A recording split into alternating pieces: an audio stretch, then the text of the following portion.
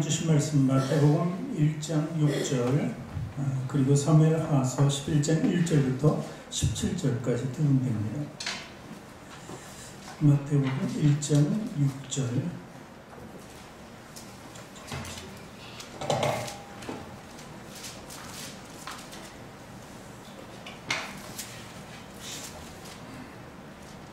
우리 찾으시면 우선 마태복음 1장 6절을 같이 읽습니다. 이새는 다윗을 낳으니라. 다윗은 우리아의 아내에게서 솔로몬을 낳았고, 그 다음에 사무엘하서 11장 1절부터 17절까지 말씀은 교독하겠습니다. 제가 먼저 읽고 다음에 여러분이 따라서 읽으시면 됩니다. 그 해가 돌아와 왕들이 출전할 때가 되매 다윗이 요압과 그에게 있는 그의 보야들과 온 이스라엘 군대를 보내니 그들이 암몬 자손을 멸하고 라빠를 에워쌌고 다윗은 예루살렘에 그대로 있더라. 저녁 때 다윗이 그의 침상에서 일어나 왕궁 앞상에서 보는다가 그것에서 보니 한 여인이 목욕을 하는데 심히 아름다워 보이는지라. 다윗이 사람을 보내 그 여인을 알아보게 하였더니 그가 아뢰되 그는 엘리암의 딸이요 햇사람 우리아의 아내 밧세바가 아니니까 하니, 다윗이 전령을 보내 그 여자를 자기에게 데려오게 하고 그 여자가 그 구성함을 깨끗하게 하였으므로 그 여인이 임신하며 사람을 보내 다윗에게 말하여 이르되 내가 임신하였나이다 하니라. 다윗이 요압에게 기가하여 햇사람 우리아를 내게 보내라 하매 요압이 우리아를 다윗에게 보내니 우리아가 다윗에게 이르매 다윗이 요압의 안부와 군사의 안부와 싸움에 어떠한 것을 묻고 그가 또 우리아에게 이르되 내 집으로 내려가서 발을 씻으라. 이 우리아가 왕궁에서 나가매 왕에게 주님께 전하라 하니라. 그러나 우리아는 집으로 내려가지 아니하고 왕궁문에서 그의 주위 모든 부하들과 더불어 잔지라. 어떤 사람이 다윗에게 하되 우리아가 그의 집으로 내려가지 아니하였나이다. 다윗이 우리아에게 이르되 내가 길로 나가 도망한 것이 아니냐. 어찌하여 네 집으로 내려가지 아니하였냐 하니 우리아가 다윗에게 이르되 아뢰되 연합계와 이스라엘과 유다가 야영 중에 있고 내 주 요압과 내 왕의 부하들이 바깥들에 짐치고 있거늘 내가 어찌 네 집으로 가서 먹고 마시고 내 처와 같이 자리이까. 내가 이를 행하지 아니하기로 왕의 살아계심과 왕의 혼의 살아계심을 두고 맹세하나이다 하니라. 다윗이 우리아에게 이르되 오늘도 여기 있으라. 네게 내가 너를 보내리라. 우리아가 그날에 자기에게 먹으리라. 다윗이 그를 불러 그로 그 앞에서 먹고 마시고 취하게 하니 저녁 때에 그가 나가서 그의 주위 부하들과 더불어 침상에 눕고 그의 집으로 내려가지 아니하니라. 아침이 되매 다시 편지를 써서 우리아에게 언어에게 보내니 그 편지에 써서 이르기를 너희가 우리아를 맹렬한 싸움에 앞세워두고 너희는 뒤로 물러가서 그로 맞아 죽게 하라 하였더라. 요압이 그 손을 살펴 용사들이 있는 것을 사는 것에 에어리하니 같이 읽습니다. 그 성 사람들이 나와서 요압과 더불어 싸울 때에 다윗의 부하 중 몇 사람이 엎드러지고 햇사람 우리아도 죽으니라. 아멘. 두 손을 가슴에 얹고 저를 따라 고백하시기 바랍니다. 하나님께서는 나를 사랑하신다. 하나님께서는 나를 존귀하게 여기신다. 하나님께서는 나를 축복하신다. 하나님께서는 내 문제를 해결해 주신다. 믿으십니까? 아멘. 우리 앞뒤 전후 좌우에 계신 분들하고 인사합니다. 당신을 사랑하고 축복합니다. 사랑하고 축복합니다. 사랑하고 축복합니다. 사랑하고 축복합니다.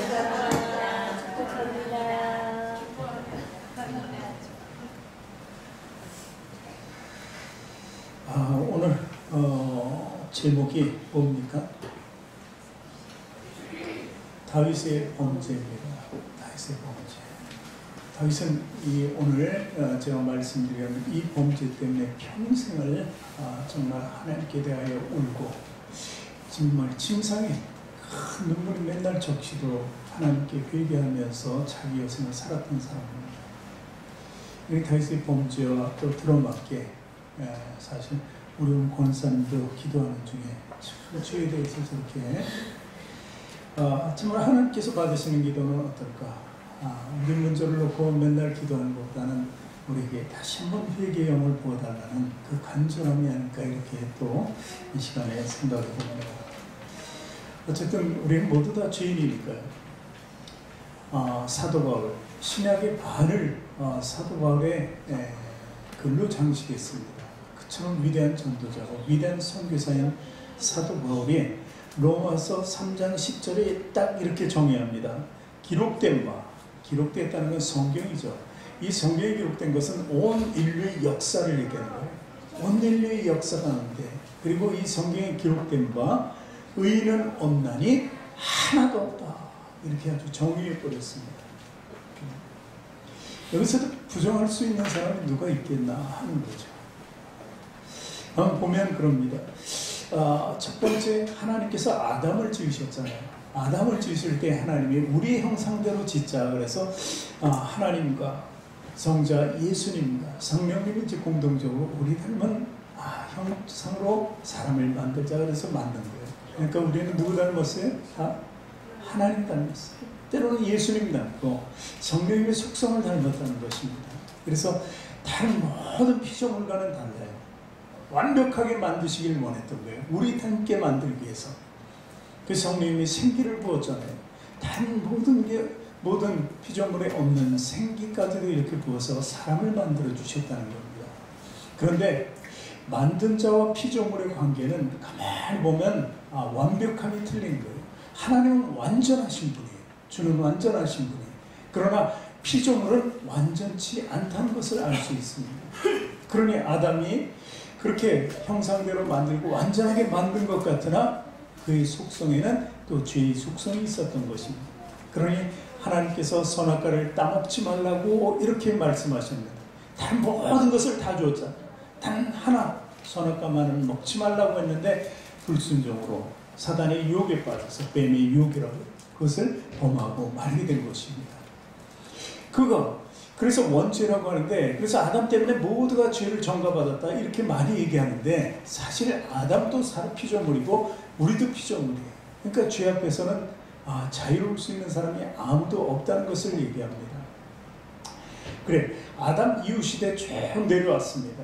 근데 그 죄가 얼마나 관용되어 있는지 하나님 보시기에 이거 안 되겠다, 너무나 죄악성이 있다, 모든 인간들이 그런 거예요. 그러니까 심판해버리시기로 결정하죠. 그게 바로 노아의 홍수 때문에 홍수를 만들어서 큰 물을 만들어서 모조리 지면에서 쓸어버리자고 했을 때 노아 한 사람만은 살려냅니다. 그래서 노아는 당대의 의인이라 이렇게 의롭다고까지 했습니다. 그래서 그래도 노아만은 하나님께서 만드신 또 작품 중에서 그래도 완벽한 사람이 아닌가 이렇게 봤죠. 그런데 이제 홍수가 지나고 모든 사람이 진멸했습니다.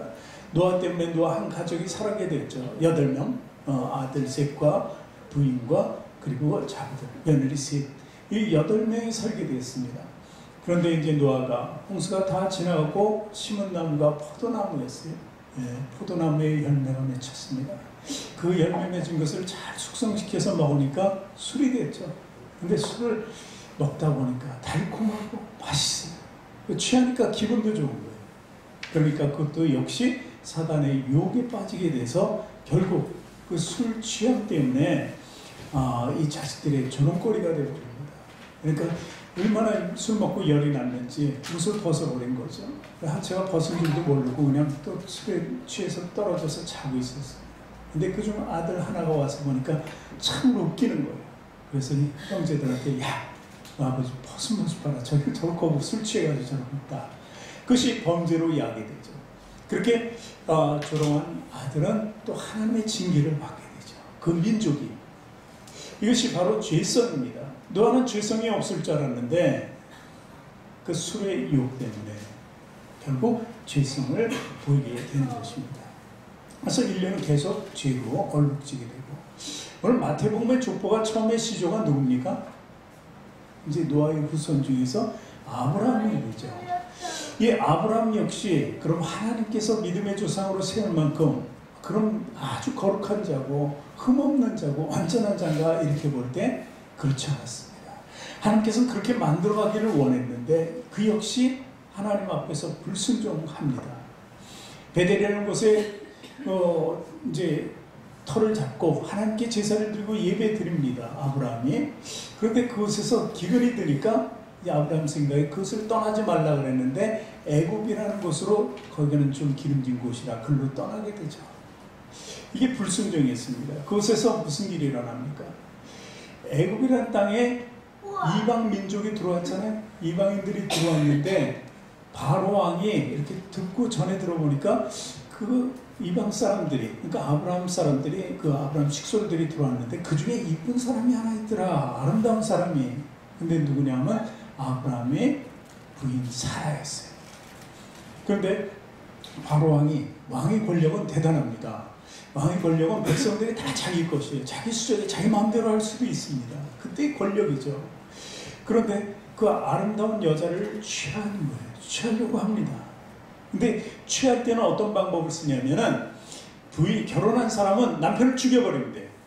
그것이 아주 간단한 방법이에요. 죽여버리면 이 여자를 내가 데리고 살면 되는 거예요. 왕의 권력이니까. 이제 그럴까 두려운 거죠.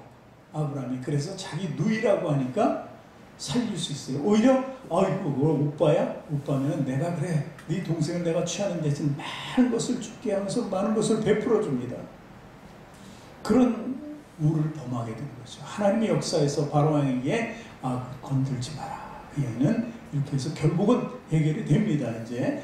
그런데 이거 역시 거짓말하는 거예요. 하나님을 떠나니까 자기 유익을 위해서 거짓말을 할 수밖에 없는, 불순종은 거짓까지 연결되는 것을 알 수 있는 것입니다.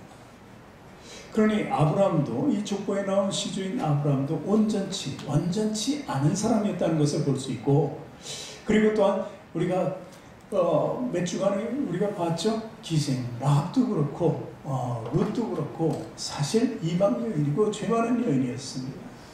다 그 족보에 들어있는 게 그렇다고 죄인들만 뽑은 것은 아닙니다. 그렇게 완전하게 뽑은 것 같지만 그 안에 죄는 다 있었다. 하나님께서 보시는 것은 그럼 뭐냐? 중심을 본다는 거예요. 중심. 하나님께 합한 사람인가 아닌가를 본다는 것입니다. 오늘 다윗도 마찬가지입니다. 아브라함과는 조금 다른 면이 있습니다. 다윗도 한 여인과 로맨스죠. 한 여인과의 잠시 쾌락을 위해서 어떻게 됩니까? 결과적으로 그 여자의 남편까지 죽여버립니다. 제가 그랬잖아요. 바로왕이 그 아브라함의 아내 사라를 취하는 방법은 그 남편을 죽여버립니다. 그렇죠? 그렇듯이 다윗이 결국은 어떻게 했습니까? 그 남편, 자기가 취한 여자의 남편을 죽여버리게 됩니다. 바로왕은 애국입니다. 이방인이니까 할 수 있어요. 그러나 하나님께서 택한 이 다윗이 어떻게 그런 범죄를 저지를 수 있을까 하는 거에 이 이야기를 읽으면 경악을 금치 못합니다. 사람들은. 우리가 다 알고 있으니까 그 정도는 놀랄 게 아닌데 정말 경악을 금치 못하는 거예요. 그런데 이 다윗의 이야기가 왜 어떤 배경 속에서 이런 범죄가 저질러졌고, 그렇다면 우리는 이 이야기 속에서 우리는 어떤 교훈을 얻는가 하는 것을 살펴봐야 하는 것입니다. 지난주, 지지난주 이야기가 정말 소설 같은 이야기예요. 사실 어떻게 보면 말도 안 되는 이야기 같은데 그것이 다 하나님께서 행한 일이라는 거예요. 오늘도 사실 이 다윗을 보면 말도 안 되는 이야기, 소설처럼 읽으면 재밌기는 재밌어요. 이거를 정말 드라마나 영화로 만들면 천천히 풀어서 그 장면을 연상하면 재밌는 장면이라는 거죠. 그런데 이 이야기는 우리에게 교훈을 주신 하나님의 말씀이다, 이렇게 받아야 한다는 거예요. 사무엘 하서 11장 1절을 봅니다. 11장 1절 오늘 첫 말씀. 그 해가 돌아와 왕들이 출전할 때가 되매 다윗이 요압과 그에게 있는 그의 부하들과 온 이스라엘 군대를 보내니 그들이 암몬 자손을 멸하고 랍바를 에워쌌고 다윗은 예루살렘에 그대로 있더라. 이게 배경입니다. 왕들이 이제 계속 출전해서 전쟁을 하죠. 그게 그 당시의 상황이었어요. 모든 전쟁에는 왕들이 앞을 섰습니다. 이 다윗은 가는 데마다 승리했어요. 거기에는 여호와의 궤가 있었고, 그리고 하나님의 임재가 같이 있었다는 거죠. 그렇기 때문에 늘 승리할 수 있었던 것입니다. 그런데 오늘 1절 말씀을 읽어보니까 왕들이 나가서 출전을 해야 되는데 다윗은 어디 있다고요? 예루살렘에 그대로 있더라. 이렇게 마지막 뒤에 말씀 보니까 그러니까 그 정도는 내가 안 가도 우리 장군 요압을 부하들과 보내면 그 정도는 다 너희 이길 수 있다. 그래서 오랜만에 왕으로서 정말 전투에 임하지 않고 휴식을 취한 거예요. 그렇죠. 그럴만하죠. 오랫동안 공로를 세우고 저렇게 전투에 시달렸으니까 얼마나 피곤하고 지쳤겠습니까. 그런데 이게 쉴 만한 건 맞아요. 쉴 수 있다는 것이죠. 그런데 이 쉼이 바로 모든 약한 행위의 배경이 되고 발단이 되었다는 사실입니다. 다윗은요, 이 전성기 때 정말 최선을 다한 사람이에요. 하나님의 이름을 앞세운 사람이에요. 그런데 한가한 때는 좀 문제가 있다는 것을 보여줘요. 우리도 마찬가지입니다. 신앙에 문제가 있을 때는 하나님께 막 줄청 매달립니다. 막 하나님이 없으면 안 될 정도면. 근데 그것이 해결된 뒤에는 마음에 평안이 오죠. 마음이 평안이 오면 그게 쉬는 건 줄 알고, 하나님께서 이제 쉬라고 했나 보다. 그러고서 모든 것을 끊어요. 신앙적으로 좀 느슨해지는 거죠. 그랬을 때 문제가 된다는 거예요. 그래서 서 있을 때 조심하라는 거예요. 넘어질까 조심하라. 넘어질까. 그래서 계속해서 보면은 2절, 3절, 4절을 보면은 2절, 3절은 제가 읽어드립니다. 2절 저녁 때 이제 성에서 저녁 때 나왔네. 저녁 때 제가 해석을 하면서 같이 보죠. 저녁 때 다윗이 한가 전에 그의 침상에서 일어나 왕궁 옥상에서 거닐다가 이거 보세요. 자, 이렇게 할 새가 없었어요. 그동안에. 저녁 때 침상에 들어가기만 하면 너무 힘들어서 피곤해서 그냥 지쳐. 우리도 그렇잖아요. 일이 많을 때는 그냥 침대에 머리만 대고 그냥 자버려요. 어디 가서 뭘 할 생각을 안 해요. 뭐 나와서 뭐 꽃밭에 밭에 물을 줄까 뭐 이런 것도 안 되는 거예요. 그런데 딱 시간이 되니까 일어나서 왕궁 옥상에서 슬슬 거리는 거예요. 언제는 걸어갔나요? 모처럼 한번 나와서 보자 그러고 걷는데 때마침 그 위에서 보니까 아래에 있는 백성 중에 한 집에 한 여인이 목욕을 하고 있었다. 그 심히 아름다워 보이는지라 이렇게 기록하고 있습니다. 밤에 침상에서 밤인지 낮인지 모르겠어요. 잘 보이면 낮일 수도 있는데 옥상에서 이렇게 딱 거닐다가 그냥 지나가는 여인이 아니고 벗은 여인을 봤으니 남자의 욕정이 생길 수밖에 없었겠죠. 근데 아름다워 보이는지라 이렇게 되어 있습니다. 그래서 3절에 그러니까 그 욕정을 참지 못하고 어떻게 다윗이 사람을 보내 그 여인을 알아보게 했더니 그가 아뢰되 그는 엘리암의 딸이요 햇사람 우리아의 아내 밧세바가 아니니까 하니 알아보니까 결혼한 여자예요. 정혼한 여자. 그것도 우리아라고 해서 군인입니다. 다윗의 군대에 속한 사람이에요. 굉장히 충성스러운 군인이에요. 우리가 이미 읽었지만 그 우리아라는 사람 대단한 충성심을 가졌다 이렇게 볼 수 있습니다. 그런데 그랬으면 여기서 중지해야죠. 자기는 전장에 있을 사람은 나와서 쉬고 있고 그의 남편은 지금 전장에서 지금 열심히 전투를 하고 있는 과정이라는 것입니다. 그런데 4절 보니까 다윗이 다 알아봤는데 그런 여인임에도 불구하고 그 여자를 자기애로 데리기 위하여 그 여자와 동침하고 그 여자의 부정함을 깨끗하게 했으므로 그가 자기 집으로 돌아간다. 그럼에도 불구하고 그 욕정을 참지 못하고 그 여인을 불러서 동침하고 부정함을 깨끗하게 하였다. 이 말의 뜻은 무엇입니까? 왕의 권세를 권력을 비밀로 했다는 거예요. 이제 이 일은 아무도 알 수 없으니 너고 오늘 하룻밤 잔 걸로 끝나자. 이제 땡이다 이렇게 이제 해버린 거예요. 깨끗하게 됐다는 것은 다시는 이제 안 만나도 된다는 거죠. 한번 만나면 이제 끝났다. 이렇게 욕정을 치우고 만 것이죠. 그런데 이제 문제가 생겼습니다. 보면은 이게 다윗이 볼 때는 한 번의 외도, 한 번의 로맨스로 이렇게 그냥 지나칠 것이라고 생각했어요. 그런데 그게 아니에요. 이게 아가씨였다면, 처녀였다면 자기 첩으로 많이 두어도 아무 상관이 없는 거예요. 왕으로서는 할 수 있는 일이니까. 솔로몬은 몇 명이 어마어마하잖아요. 그렇듯이 이 다윗도 여자는 널려 있을 텐데 그런데 이 여자만큼은 이스라엘 법에서는 어떻게 보면 혼인한 여자예요. 그 여자랑 잔다는 것은 간음한 거예요. 간음하면은 돌로 맞아 죽게 되는 건 아닙니까? 법으로, 율법으로. 그래서 이제 일단 깨끗게 하였다는 것을 비밀로 했는데 불구하고 문제가 생깁니다. 11장 5절에 그 여인이 임신함에 사람을 보내 다윗에게 말하여 이르되 내가 임신하였나이다.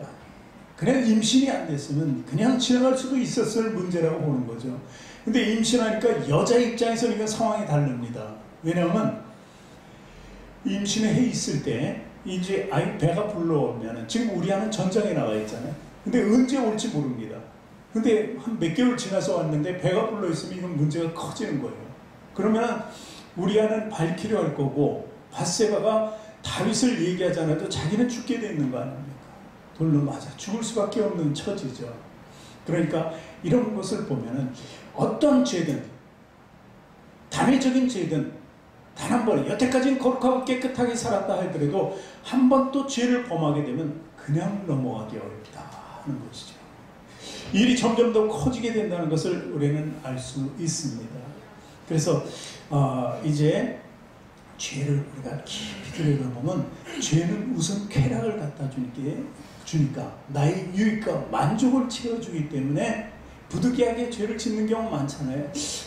이건 내가 이게 죄 같은 건데 이게 죄인데도 할 수 없이 나의 삶 때문에 할 수 있는 일이 있죠. 그것도 역시 포함된다는 거예요.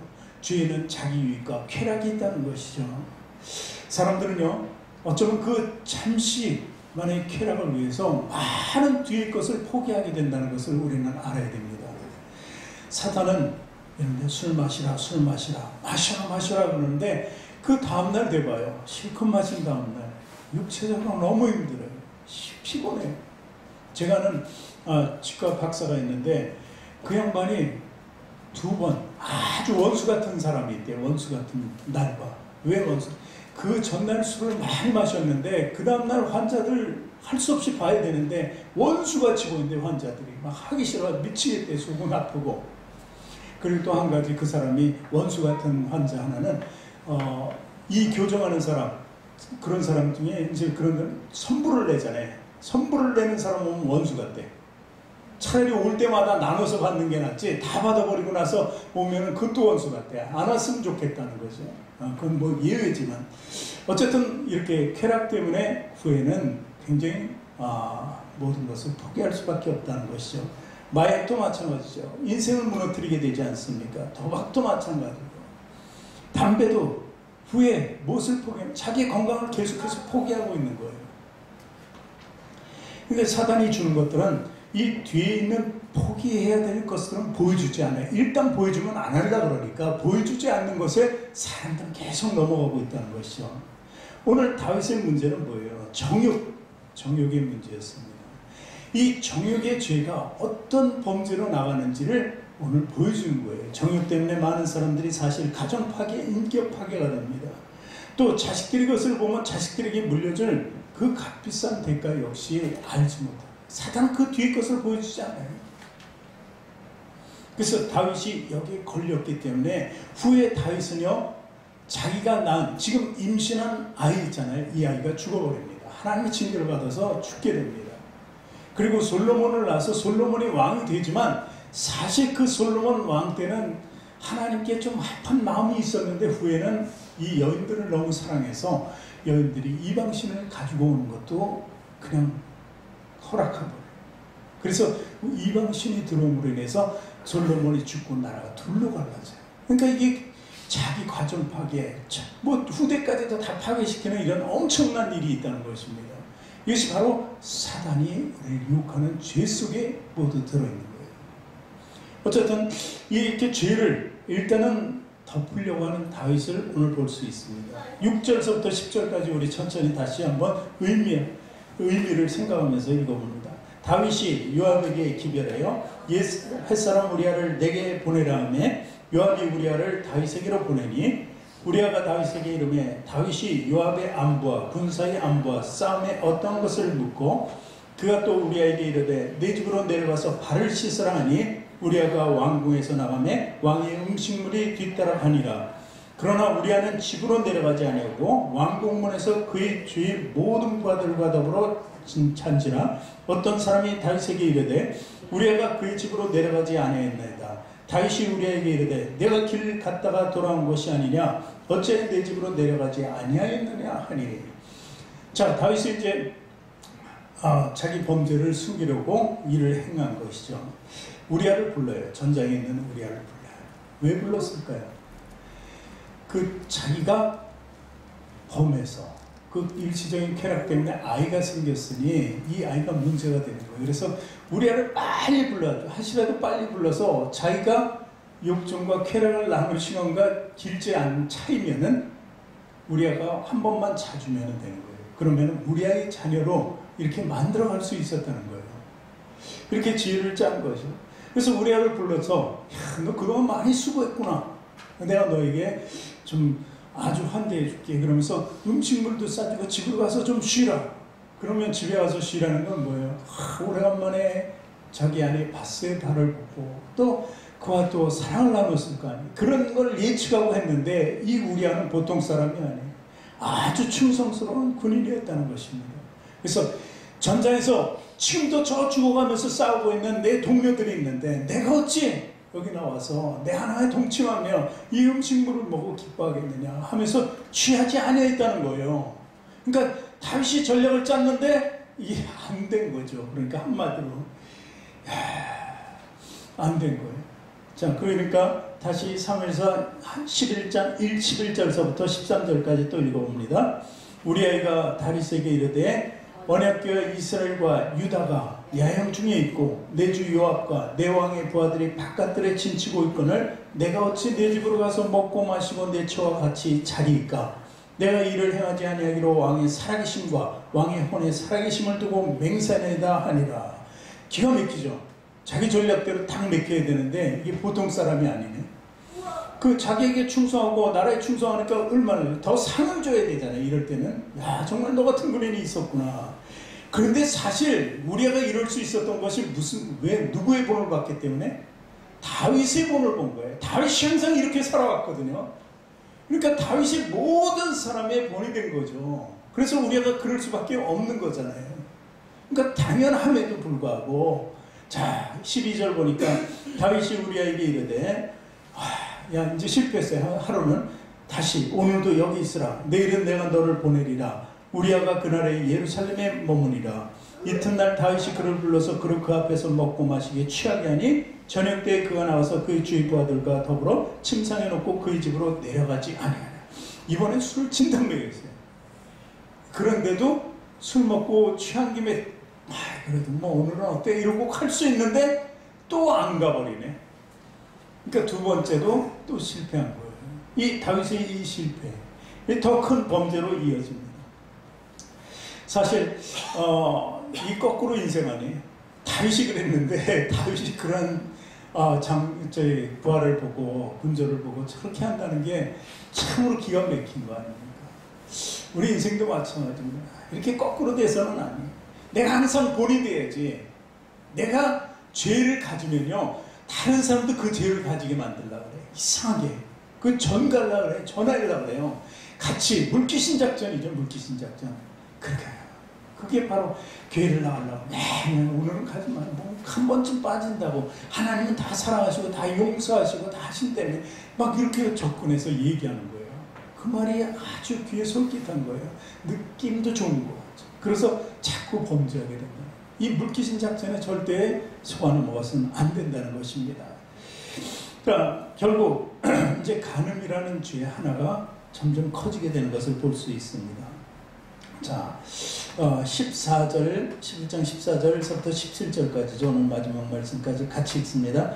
아침에 되매 다윗이 편지를 써서 우리아의 손에 들려 요압에게 보내니 그 편지에 써서 이르기를 너희가 우리아를 맹렬한 싸움에 앞세워두고 너희는 뒤로 물러가서 그로 맞아 죽게 하라 하였더라. 요압이 그 성을 살펴 용사들이 있는 것을 아는 그곳에 우리아를 두니 그 성 사람들이 나와서 요압과 더불어 싸울 때에 다윗의 부하 중 몇 사람이 엎드러지고 햇사람 우리아도 죽으리라. 참 기가 막히죠. 죽음의 편지를 자기가 죽을 것을 써준 편지를 자기가 들고 가는 거죠. 기가 막힌 거 아닙니까?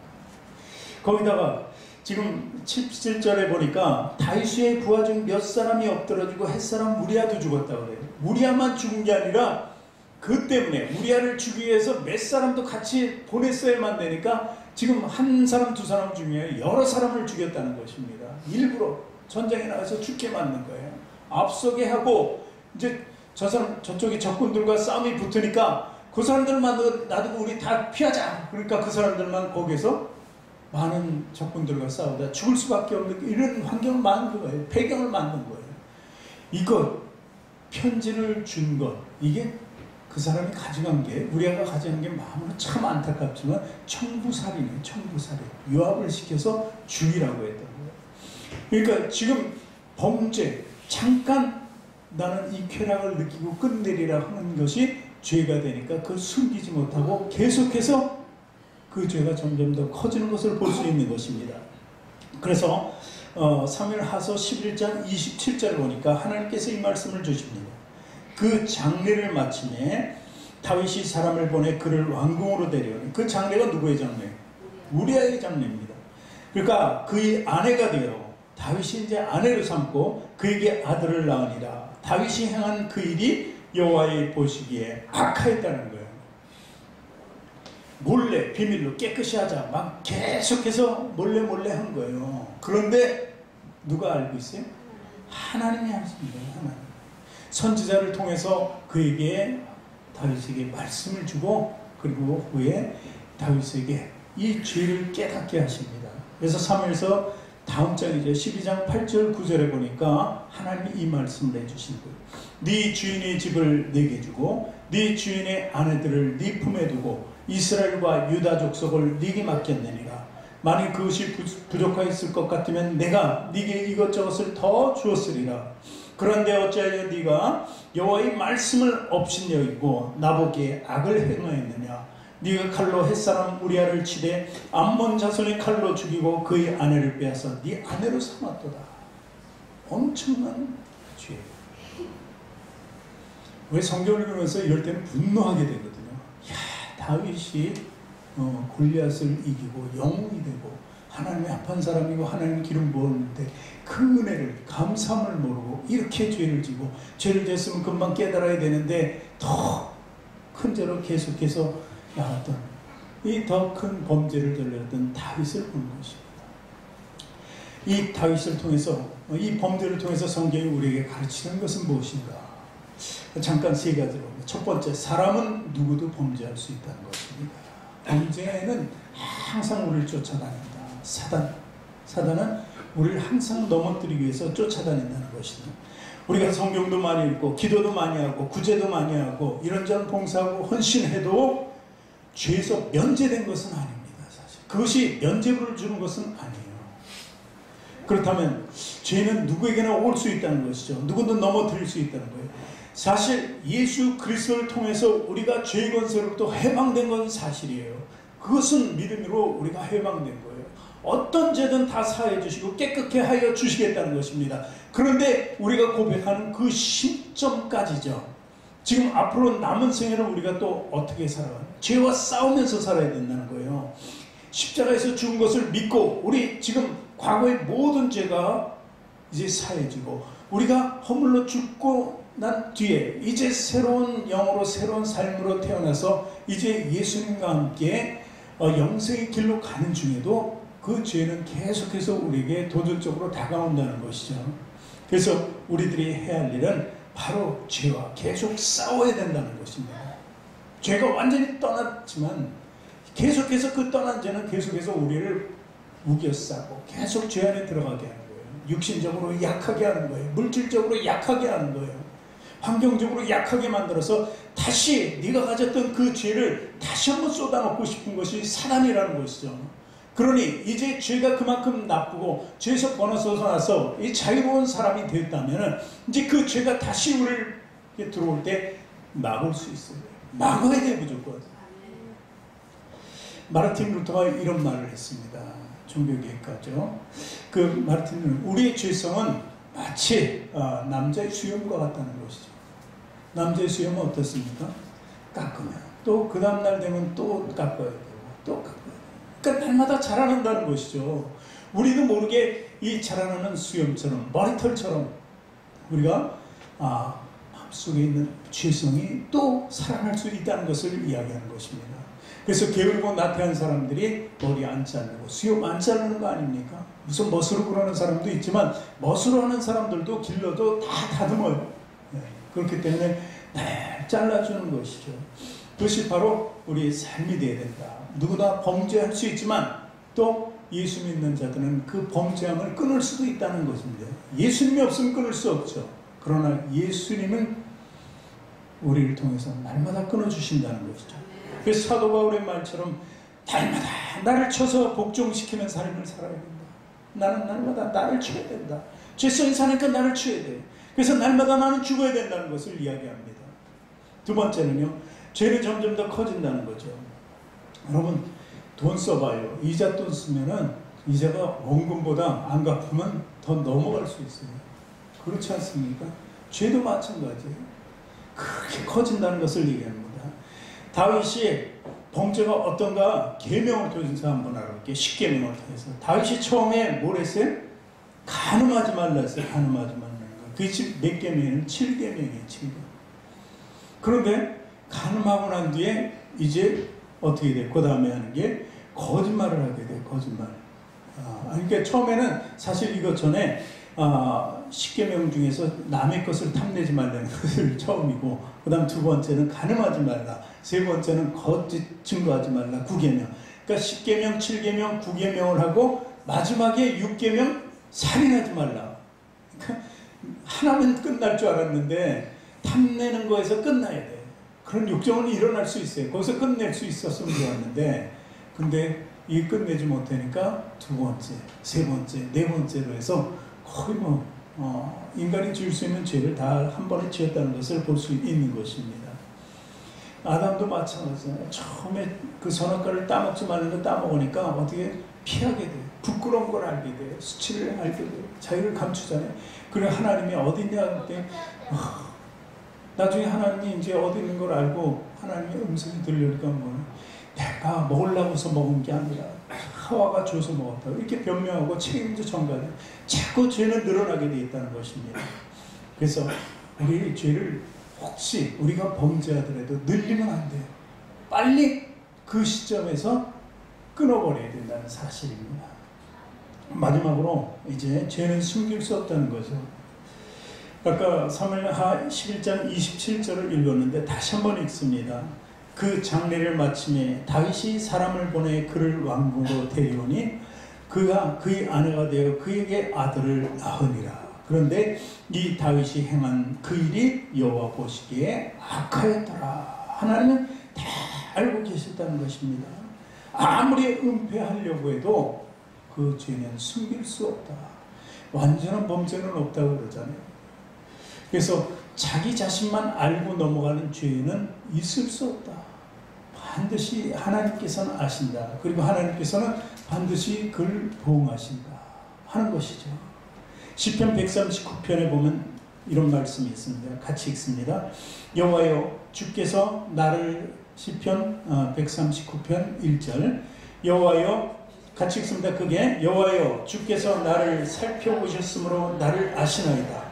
주께서 내가 앉고 일어섬을 아시고 멀리서도 나의 생각을 밝히 아시오며 나의 모든 길과 내가 눕는 것을 살펴보셨으므로 나의 모든 행위를 익히 아시오니 여호와여 내 혀의 말을 알지 못하시는 것이 하나도 없으시나이다.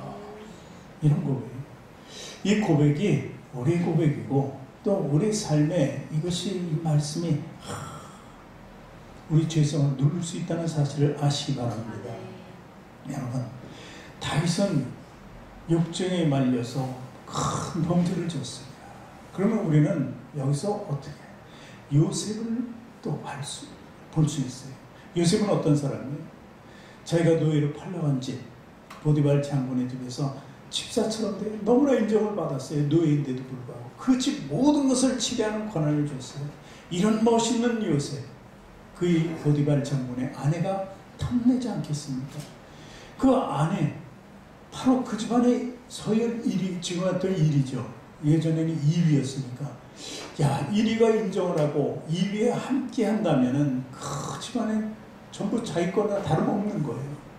그런데 그렇게 동침을 요구했던 그 여인을 안 된다고 하잖아요. 안 된다고. 그 다음에는 고난이 무지무지하게 자기 일생에서 최고의 고난이 될지언정 나는 아니다. 난 욕정에 말리지 않는다. 왜? 하나님이 나와 함께 하시기 때문에, 하나님이 나를 형통한 사람이라고 했기 때문에, 하나님의 합한 사람이기 때문에 우리는 이 고백이 있어야 돼요. 하나님께서 나를 사랑하시고 합한 사람이시고 동행하시기 때문에 나는 범죄할 수 없다 하는 것이죠. 그래서 요셉처럼 우리 인생이 그 아름다운 인생이 되어야 한다는 것입니다. 요셉의 축복이야말로 정말 엄청난 축복입니다. 후손이 가난을 정복하고 아닙니까? 그리고 기름진 땅을 후손이 취하고, 이것이 지금 이 시대에서는 요셉의 후손이 기름진 땅을 취한 것처럼 우리가 기름진 삶을 살고 후에는 가난에 입성하는 이런 삶, 바로 그것이 나의 욕정과 나의 죄를 다 끊을 수 있게 가능하다는 것입니다. 오늘 말씀을 통해서 우리는 다윗의 범죄를 알 수 있습니다. 우리는 그런 사람입니다. 이제 다음 주에는 이제 다윗의 이 범죄에 대해서 대응하는 그런 자세를 이제 은혜를 나눌까 합니다. 오늘 우리 다윗처럼 우리 범죄하는 인간이라는 것을 우리는 시인하길 원합니다. 오늘 권사님의 기도처럼 우리는 죄 많은 사람입니다. 용서해달라고 해야 되죠. 네. 그런 오늘 예배가 되시길 주님의 이름으로 축원합니다.